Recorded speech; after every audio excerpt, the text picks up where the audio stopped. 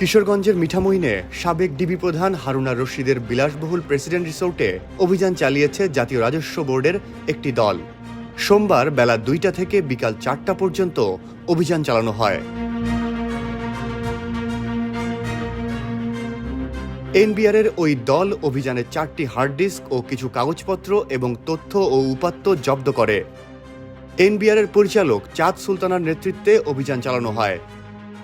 তিনি জানান, সার্ভেয়ারের সহায়তায় ল্যান্ড এবং কনস্ট্রাকশনের মাপ নেওয়া হয়েছে। সেই রিপোর্টের ভিত্তিতে আসল ফাঁকিটা বের করা যাবে, তবে তদন্ত সাপেক্ষে সিদ্ধান্ত নেবে সরকার। ল্যান্ড এবং কনস্ট্রাকশনের মেজারমেন্ট নেওয়া হয়েছে, সেগুলোর ভিত্তিতে, সেই রিপোর্টগুলোর ভিত্তিতে আমরা অ্যাকচুয়ালি আসল ফাঁকিটা তখন আমরা বের করতে পারবো। সো আমাদের টিম এই তথ্যপত্রগুলো, সংগৃহীত তথ্যপত্রগুলো এবং অন্য যে সাপোর্ট করলো আমাদেরকে, তাদের রিপোর্টের ভিত্তিতে আমরা যে রিপোর্টটা পাবো, তারপর আমরা আসলে বলতে পারবো যে অ্যাকচুয়ালি কি পাওয়া গেল। এর আগে কর ফাঁকি, অবৈধ সম্পদ অর্জন সহ বিভিন্ন অভিযোগে ঢাকা মহানগর পুলিশের গোয়েন্দা শাখার সাবেক প্রধান হারুনা রশিদ ও তার পরিবারের নামে থাকা ব্যাংক হিসাব জব্দে চিঠি দেয় এনবিআরের কেন্দ্রীয় গোয়েন্দা সেল সিআইসি।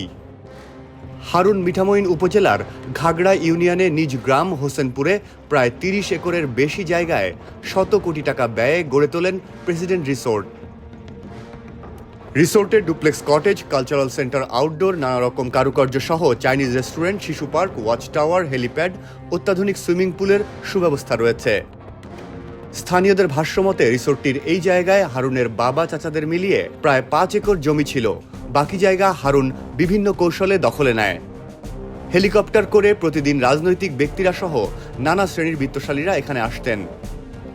এলাকাবাসী বলছে, হারুন সাবেক রাষ্ট্রপতি হামিদের আশীর্বাদ এবং সহযোগিতায় চাকরি পাওয়া থেকে শুরু করে পুলিশের বিভিন্ন উচ্চ পদ পেয়েছেন।